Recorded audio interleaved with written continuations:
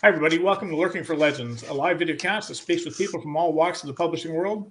Christy Stratos, who can't be here tonight, David M. Kelly, and myself encourage our viewers to chime in with questions for our guests and comment on what you hear on the show. And tonight, Lurking for Legends is thrilled to speak with science fiction, fantasy, thriller, and mystery author Declan Finn. Welcome, Declan. Thanks for Hi, having me. Declan. Before we get started, Declan, why don't you tell our viewers a little bit about yourself and what you do? Well, let me see. I've been a lifelong resident of New York City for, my sins. I have been writing since I was 16, but I've only been published for 10 years, come this last March, actually. So it's been an interesting ride. I tend to write pretty much anything that's not nailed down, usually anything that catches my interest that day. um, it's only a slight exaggeration. I tend to work in series. I started with a murder mystery at a sci-fi convention. Okay, that was the first thing I published. I started writing a space opera, which turned into what is now called White Ops. It's been called 5 other things in the meantime. But I started with murder mystery, a science fiction convention. I did a thriller series. I've done multiple thriller series by now. But basically, the entire thing started because I was going to do what was, at that time, fan fiction. I didn't even know there was a term for that sort of thing, or that people did that sort of thing regularly. And, well, it spiraled. It's like, I'm going to do one short story. Just one. 15 months and 8,000 pages later, depending, it got out of hand. And now I'm up to about 30 published novels, which will be going through a slight hiccup, but that's another conversation. And yeah, heck, I even found a publisher for the space opera I started with when I was 16. And so it's been an interesting run. That certainly sounds like it. So my question is, I just write in fantasy, and that's all I can write in, because that's really all I have the headspace for. And I hear a lot of authors write in multiple genres, and how did you do that? Do you have more than one book going at a time? Like, are you writing in different genres all the time, or do you just stick to the one genre and write the series and then switch? Mostly I write the genre, then switch. Now, granted, I have been stuck. I have been mostly focusing on urban fantasy for the last more like the last 8 years now. And like I said, the sci-fi stuff was what I started with. But no, mostly with the urban fantasy, I don't have to worry about people telling me that I got something wrong because, hi, in my world, I'm making things up as I go along. I'm setting the rules. Now, what kind of fantasy do you write? Epic, urban? Epic, yeah, epic or high fantasy for sure. Now, no, that makes perfect sense why you're, quote, stuck, because that requires more headspace than I've got. It's like, you have to build the world from the ground up, and everybody and everything in it, and down to cultures, down to, the money. So, yeah, I get that. I've considered doing general epic fantasy, or I can't do it. Mostly I'm set in the, quote, secret world department of urban fantasy. For those of you who don't know that term, that's basically, yes, there is the supernatural going around, there are monsters running loose, but the general public does not know that. If you want examples of secret world, well, buy my books. No, you can also look up Larry Correa, his Monster Hunter International, Jim Butcher, of course.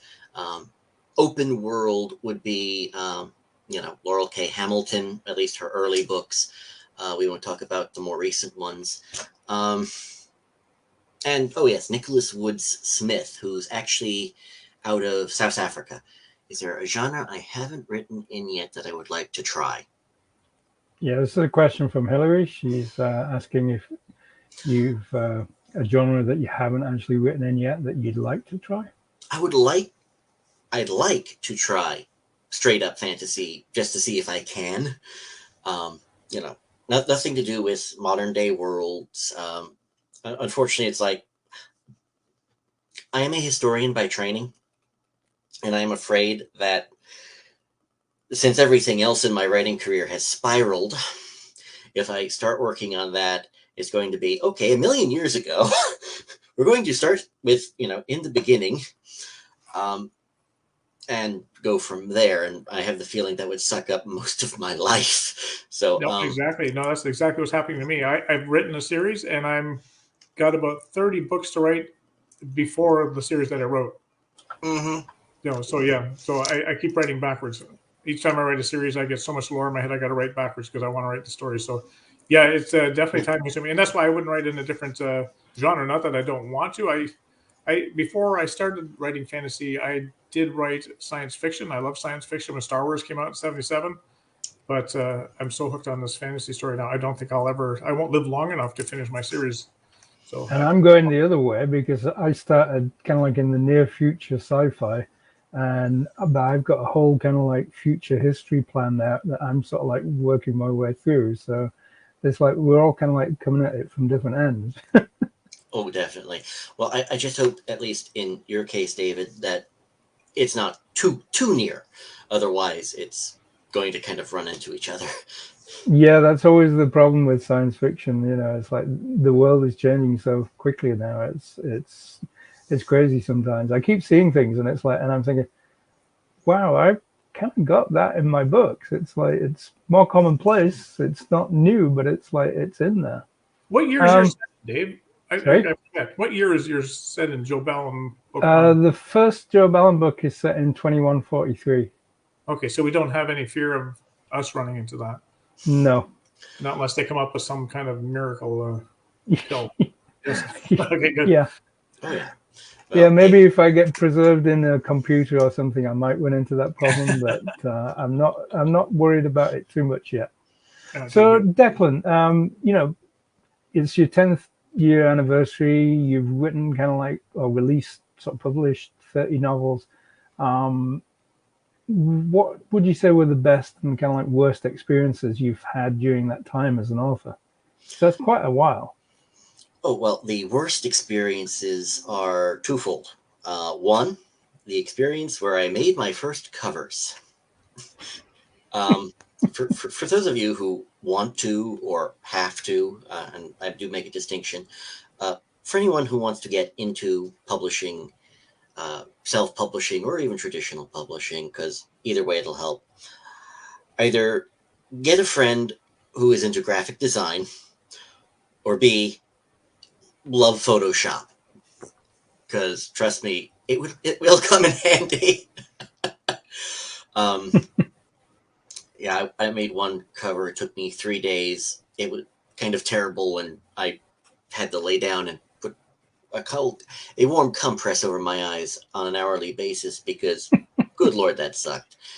But no, the worst problem of writing is the marketing, and nowadays you can't do marketing on any level unless you're plugged into social media, which I don't know how frequently either of you are on Facebook or Twitter or any of the 6 other sites there are now. Mm-hmm. Flaming dumpster fire is a nice way to put it most of the time. And I did not know when I entered into sci-fi fantasy that there were so many different groups shooting at each other. And my general attitude is, leave me alone and let me write. But no. So it's interesting. So what do you mean that different groups are shooting at each other? Oh, there are some groups that are based politically. Sorry. So you're not talking genres. You're talking about groups on social media. Groups on social media. All right. Groups within fandom. You know, Yeah. All right. heck, I'm friends with some of the wrong people, and no, I'm not going to go into them because you guys might get backlash just for having me on. And it's bizarre how much slander and libel really should come back into law. Just looking at the internet, but Yeah. Yeah. No, it's certainly not a great place to learn your phonics. That's for sure. no. We're, yes, if yes, the other thing that might come in handy, get either graphics design or just plain marketing degree. But no, as I It's keep coming, interesting, Declan. no, go ahead. Because I do actually my own covers, and it's like I have no graphics background whatsoever, apart from I did once work in a games company, and at that time, like if you worked in a games company, you kind of like threw your hand into whatever was going on. You know, it's like so. I was nominally a software developer, but I ended up doing bits of graphics and 3D and stuff like that. And so I thought when I came to doing mine, I thought, well, covers are expensive, so I'll give it a go and see what I can do. I can't draw very well, but I mean, I can do 3D stuff, you know. And so far, I've managed to do them, and I think I've got some pretty good covers. But I know what you mean. It's like, it takes a lot of work and it's a lot of time. I mean, you were saying like you were doing one for 3 days and everything. I mean, I think the first one I did, it took me at least sort of 3 months until I was ready with it. I kept working away at it, sort of thing, trying to get it look something decent, you know. I've got better, thank God. It doesn't take me as long as well, so that's good. Oh yeah, practice does help. Yeah. So you're saying like about social media and what have you. I mean, you look very, very kind of like active on Twitter. Oh, that's the wonders of social media programming, where it's like I may have been publishing for 10 years, but I've been blogging for 12, 13 now. And so all I really need to do is program every hour or so. Here's a blog post on this topic. Here's a blog post on that topic. That way I have the illusion of being active on social media without needing to get into fistfights. Also, I will take whatever funny memes are kicking around and I'll just post them. It's like timed post. So I don't want to get into fistfights. I want to write books. So yeah. Again, and have you found it a good avenue for developing your readership? Would you recommend it over other social media channels or what? I think the key to marketing books, the best way to market books, is to have a lot of them. This gets into writing advice, which my first suggestion for writing is don't, unless you feel compelled to write. People who tell me, oh, I want to be a writer. Have you written your first book? No. Have you written anything? No. You don't want to be a writer. Goodbye. Mainly because it requires a lot of time, a lot of energy, and a lot of rewiring your brain. I found I rewired my brain by accident, and now it never turns off. In the last 10 years, I think I've taken 4 months off of writing. That wasn't at gunpoint. Oh, look, it's Christmas. Family wants to see you. It's Thanksgiving. Family would like to know you are still alive. That sort of thing. And as far as selling books goes, I find the best way to do it is just publish as often as possible. Some people might take this as a piece of advice of, yes, just turn out crap and people will buy it. I don't recommend that. I really don't. But thankfully, I've got an entire family of readers who, they are the type of people who will read traditionally published books with a pen in their hand and go, all right, you need a quotation mark there? Why is this not indented? Then again, they will also do that to the newspaper. So I've got a good group of beta readers to run my novels past.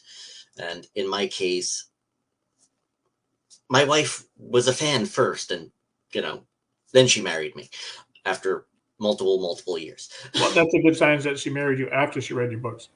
Yes. Yes.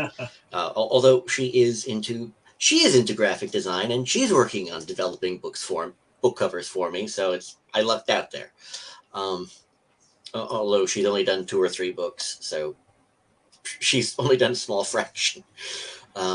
Most of what I've done has gone through a publisher that's now folding, so there will be a brief hiatus on a large chunk of my books. Yes, you mentioned that before we came on air. Why don't we talk a little bit about that? You say you got 30 books out, and you had 20 books, I think, tied up with this one publisher. And so, any fans of Declan Finn, I don't know if they might be worried that might not be able to get hold of Declan Finn's books anymore. Let the people know what's going on with that. Oh well, my publisher, Silver Empire, pretty much got taken out. I blamed lockdowns and Corona, etc., because it's a 2-person publishing operation, and they were managing about a dozen authors, give or take, and they were working pretty consistently up until 2020, and it knocked their entire rhythm off. So, and they never really recovered 100%, not to mention there is a publisher called Ingram Spark. It's a printer, and its home base is in California, which has been more or less solidly locked down for 2+ years. And they have been farming out printers. They've been farming out the print jobs to smaller printers in other states that don't work as well as the main facility does. So that's part of it. Scheduling's part of it. Basically, it was a wonderful collaboration of random events to take them down. So I'm now stuck with 20 some odd books. Yeah, 20 some odd books that need new homes. Thankfully, I've got 3 different publishers making offers, and coincidentally, I have 3 different series out of the 20 books. I was like, okay, you get one, you get one, you get one. So it's going to come out. It'll come out well in the end. It's just a matter of anybody's looking for anything other than 10 specific books of mine. They're going to have to wait just a little bit. Although I'm told at least one series will be up and running more or less within 4 months entirely. Nice. Yeah. But it's only a 4-book series. So, but either way, I'll take it. So in the interim, and you sound like you're so busy, like you say, your family gets to see you at Christmas and Thanksgiving. To add to the mix, if I'm not mistaken, I read on your one site that you're starting a radio show on Sunday, June 7th. Is that correct? That must have been an old one. Is that an old post? Okay, I wasn't sure. That's probably an old post. I had a podcast on Blog Talk Radio. I don't know if you two have ever had any interaction with Blog Talk Radio. If you have, okay, good. Don't. Just don't. Okay. Okay. You can disregard that question. I saw it on there, and I thought that sounds interesting. That you're going to be doing that. So no, it was called The Catholic Geek, and it was mostly a matter of I had an affiliated website run by a friend of mine of a similar name, so that's how the podcast wound up being labeled. And I didn't give it up so much as it just fell by the wayside from disrepair and disuse. Okay, fair enough. So what am I doing? Oh, another thing. So, and this I also saw this on a different site actually. So again, congratulations on being 10 years published. That's awesome. I'm not quite there yet, but I saw in the newsletter something about Merging Dragons Award, and of course, Oh, being an epic fantasy author, that as soon as I saw dragons, I was like, Caw the Snake. My eyes were just, well, Dragons. yes.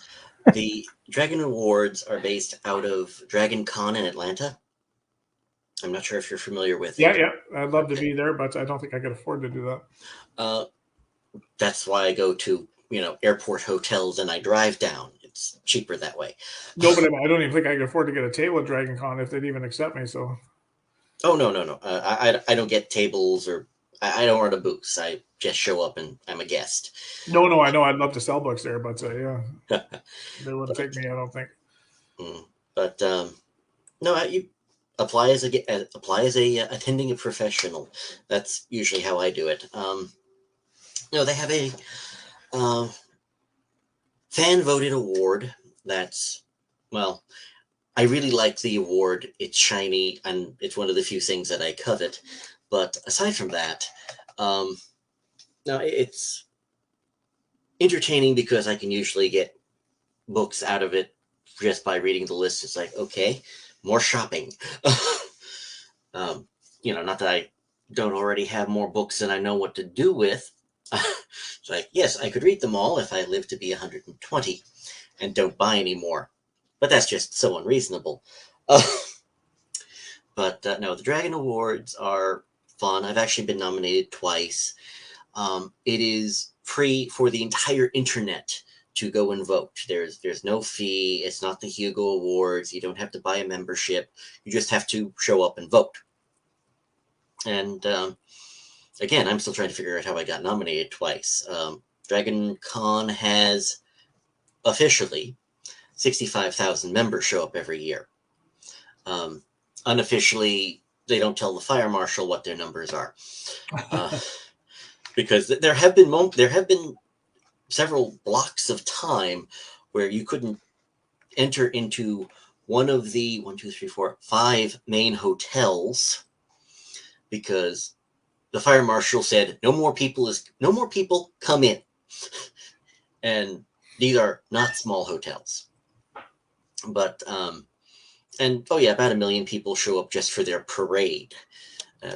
It's, to my knowledge, it's the only convention that has its own parade. Well, I know New York Comic Con doesn't.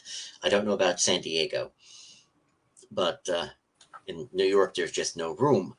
But no, it's a fun convention. And again, the awards are shiny. So that's kind of exciting that you got nominated. I imagine now these a lot of indie authors get nominated for that, or is the Oh, generally just the traditional fives, or it's a mixed bag. yeah, Pretty much, the people who show up are the ones who are made aware of it. Really, that's why I make sure to talk about it at least once a month on my blog, because I want people to vote. I don't care if they don't even vote for me.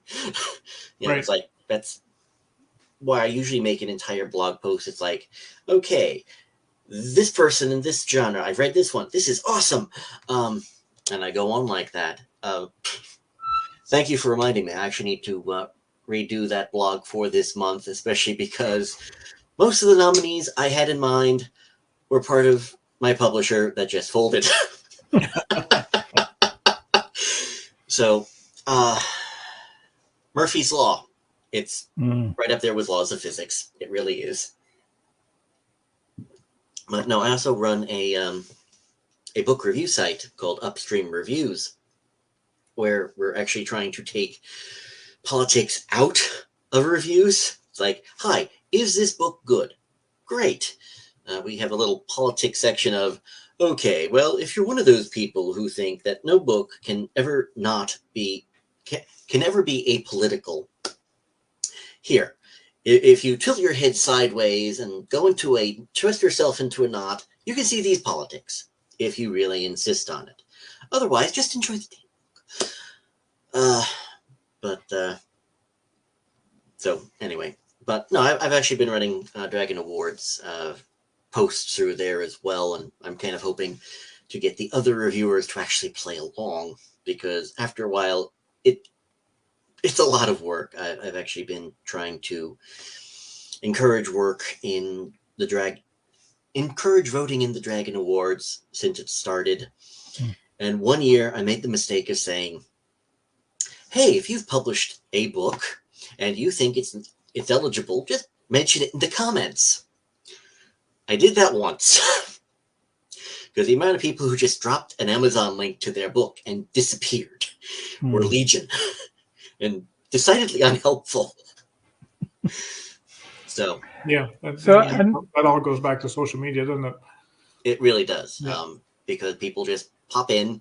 Yep. And I can't really blame them. It's marketing. They're trying, yeah. They're trying, but it's wrong, but they're trying. They are very trying. Mm-hmm. But that's a different conversation. Hell, right now, actually, there are some times, this year included, I've actually recommended one of my own books for Best Sci-Fi. And it's less because I want the award and it's shiny, and more a matter of, I'm trying to remember the last science fiction book I read. That's actually been released within the eligibility window.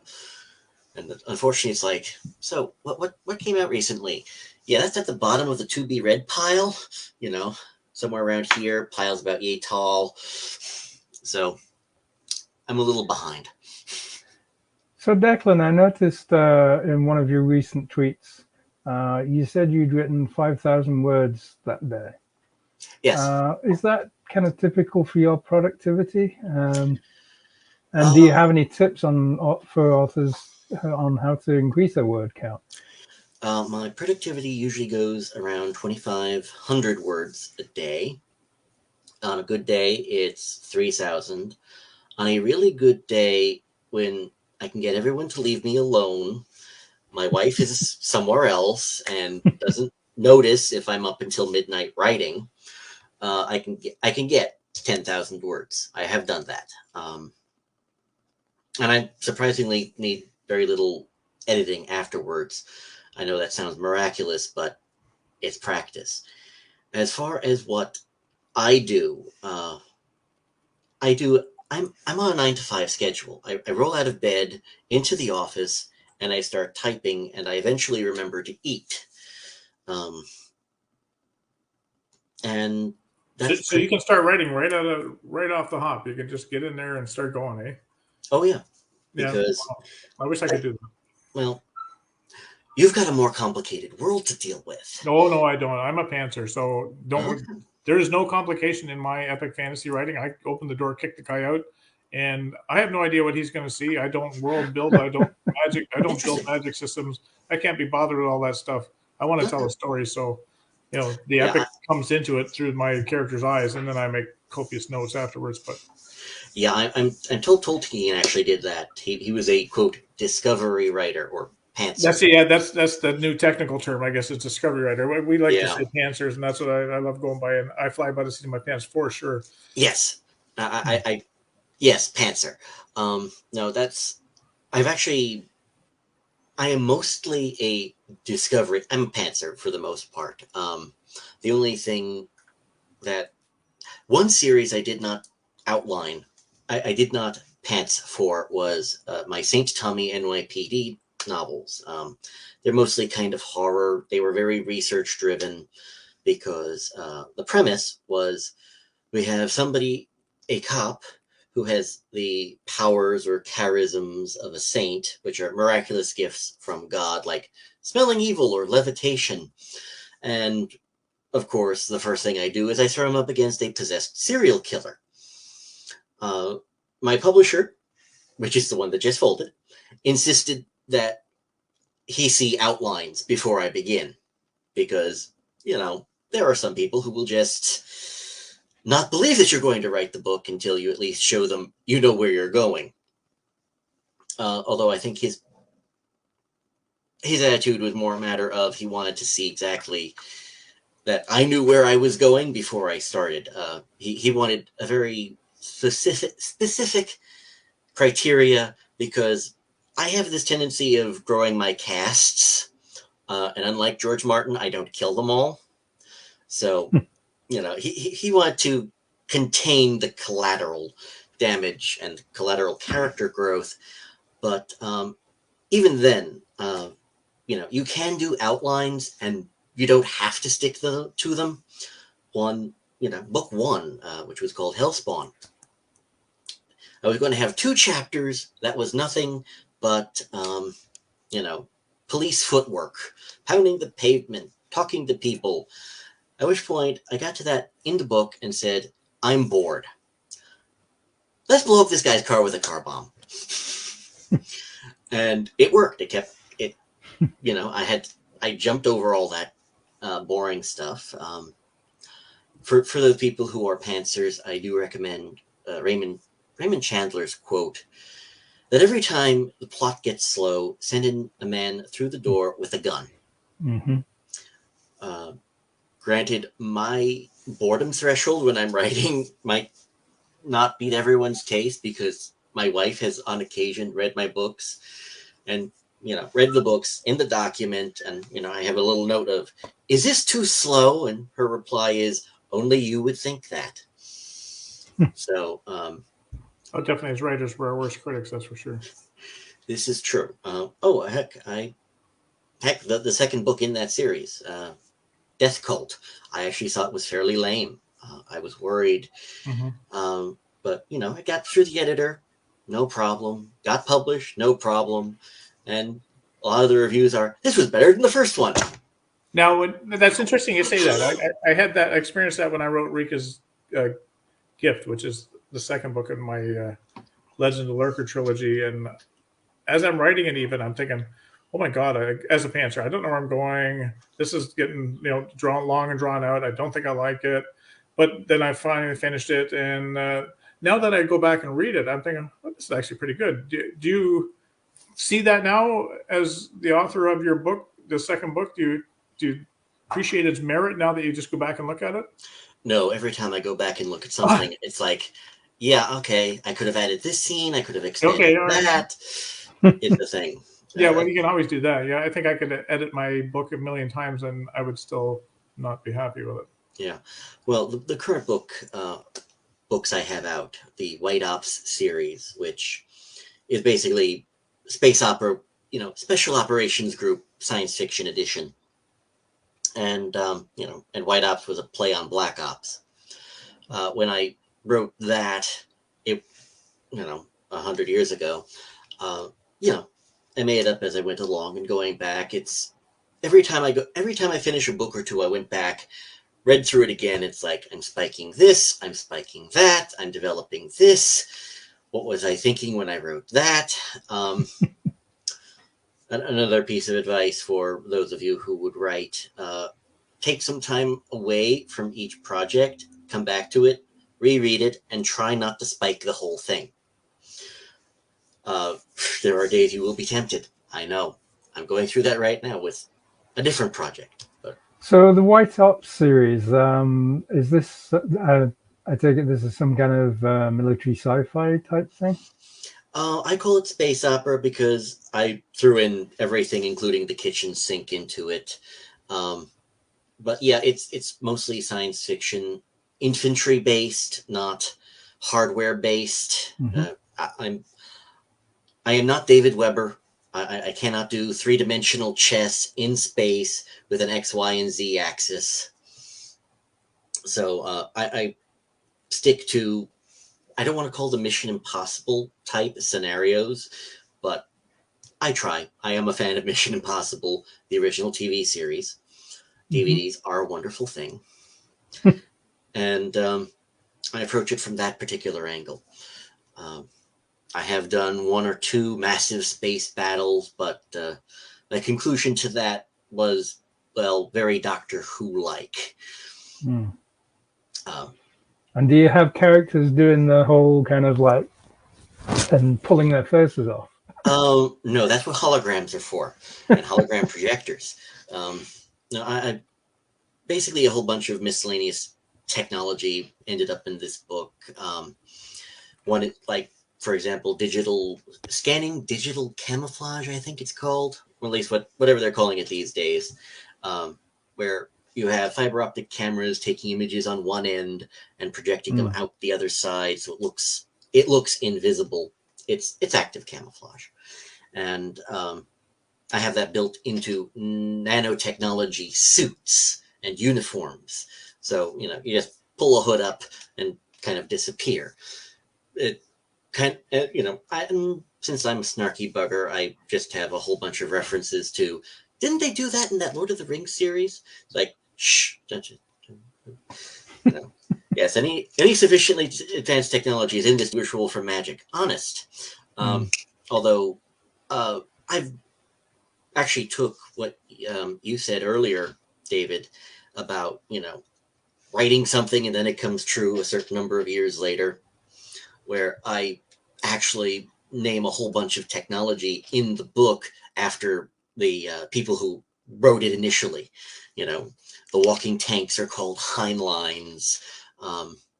You know, heavy armored infantry are called the Spartan Fives. Aliens are very confused and wondered what happened to the first four. You know, things like that. Starships are called Weber class. Although, had I actually written it later, I would have just made a Weber of missiles, which apparently the people over at David Weber's publishing company have used as a measure of tonnage when throwing in missile exchanges. But no, I basically everything in my head wound up on the page. And, you know, there's espionage elements on one end, military elements on the other. What I guess is 24th century politics on the other. So it ends up being a space opera straight up, because classifying it as any one thing is complicated. So, I mean, you mentioned that your education is more in the kind of the areas of philosophy and history. So how did you get from that to writing speculative fiction? Well, I actually started writing speculative fiction. I was 16. And when I went into college, the first thing I did was programmed a series of, okay, I need to get all these credits out of the way for the core curriculum. I'll figure out what I'm doing next. And philosophy was just easy, at least for me. I literally wound up getting a double major, and history I found useful because it was simply a series of stories. And I've actually gotten away with using a lot of both in my work. I've taken philosophy, where it's basically, yes, for example, with White Ops, I made an entire alien race where they're running on Aristotelian natural law philosophy. And, you know, then they meet Earth, and it's like, okay, you've got some interesting ideas. You guys have expanded on the concept. We'll take those and walk away with them. Thank you. And on the other hand, I've also used natural law philosophy and some metaphysics from philosophy to make vampires and build up the mythos that way. And with history, I believe they call it patchwork plagiarism, where I've taken various elements of various cultures throughout history, and then I plug them into an alien race. Again, White Ops. I do the late medieval fourfold caste system, where you've got the soldiers, you've got the priests, you've got the peasants, who are your workers, and you've got the merchants. So, like I said, that everything wound up into these things. It wound up in my head. It wound up on the page somewhere. So you mentioned vampires there, and I know you have a quartet, Love at First Bite, I believe. Yep. So I have to ask you this, like, what are your favorite vampire movies? Well, I did enjoy Love at First Bite, the 1970s edition, which was a parody of vampire movies, starring Hamilton. George Hamilton. Thank you. George Hamilton, which, you know, is hilarious because he's a vampire with a permanent tan. Yes. You know, I liked the original miniseries for Salem's Lot. Personally, I think that's one of the better books Stephen King ever did. Could not get into the Blade movies to save my life, but that was mostly a matter of, wait, hold on, you're rejecting silver, you're rejecting crosses, you're rejecting holy water, so you're just really aggressive porphyria victims. Okay. But that's a microbiology quibble, which also wound up in the books, come to think of it. Favorite vampire stuff? Mostly I prefer the original Bela Lugosi Dracula. Interesting. Granted, I would have liked that they had more of a soundtrack other than, you know, Tchaikovsky's Swan Lake, but it was going the rounds. So it's interesting you asked that question, David. So what would be your favorite vampire movie? Mine, I would say, would probably be The Lost Boys. Okay. I like the way they did that. I like the way that they kind of like mixed the sort of the horror aspects with the kind of sort of more comedic and light-hearted aspects. So it was kind of like it was serious, but it was still fun. And since then, I mean, quite honestly, I don't think I've seen a modern sort of vampire one that I really care for. You know. No, I'm the same way for sure. Yeah. Hey, when I saw The Lost Boys, the best scene in the movie was, you know, the one thing I hate about this town, all the damn vampires. All the damn vampires. Yeah. So I see we're. I think that sorry, Richard. I think my favorite one has to be was it the young guy, that Corey Haim? Corey Haim, yeah. And Haim, and when he finds out his brother's a vampire, he says, "Yeah, you're a goddamn blood-sucking vampire. Wait till I tell Mom." Maybe I'll have to revisit those down the road. Yeah. So anyway, I see we've run our time. That's gone by pretty quick, Declan, and we appreciate you being here today. And before we let you go, you probably touched on this, but what's your next book that you're going to release, and when can your readers expect it? Working on two things right now. More White Ops, which I should be able to turn it in by June, and it'll probably come out next year. I am self-publishing a sequel to my vampire series. It's called Honeymoon from Hell. I get my main characters married, and then more things go falling apart. And book one of that, which is called, what is it called? I know the current one. Oh yes, The Necromancer. Oh, nice. Yes, Rob, a friend of mine on social media said, "Why doesn't any of these vampire romance books just go full in and call themselves The Necromancer?"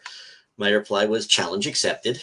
So that should be coming out in June, and if I write to schedule, the next four or five books in that series will come one a month right after that. Thanks. And where? Sorry. No, go ahead, Dave. I was just going to say, Declan, where can people find out more about your writing? Mostly from my Substack. It's declanfinn.substack.com. I've got a declanfinn.com, which is run by Blogger, so if it's actually up and running, yay. I'm on Twitter under Declan Finn Books. If there's a social media site, I'm usually there. Every time one pops up, I'm probably going to I have no idea what's coming around the corner. So there's supposed to be another one I'm not yet on. Can't even remember that. I can be reached at Declan Finn Inc. at AOL.com. Yes, I still use AOL. It still works. I'm not getting rid of it. And just before we let you go, what is Substack? Substack is just I saw that word and it just jumped out at me. It's a stack of subs. I'm thinking that's kind of a weird thing. So is it actually a submarine sandwich, or is it a stack of submarine boats? Stack of submissions. Okay, all right. It's basically another blogging platform. Okay. Only this way, it comes with the option of being doubling as a mailing list at the same time. All right. I don't know why that word just hit me as bizarre. So that's awesome. So Dave has actually typed that in for you, and it came up under my name because it's on my site here. But so we got Declan Finn at Substack.com, and so again, Declan, thank you for being with us this week. We appreciate you coming on and Thanks, letting us Declan. know a little Thank bit you about for the having books, and hopefully our viewers will check them out. And so, David, before we go, what's new in the David Kelly universe with Joe Ballin and Logan Two Feathers and Hyperia? Well, Logan Two Feathers is the third Logan Two Feathers book is definitely well into the swing.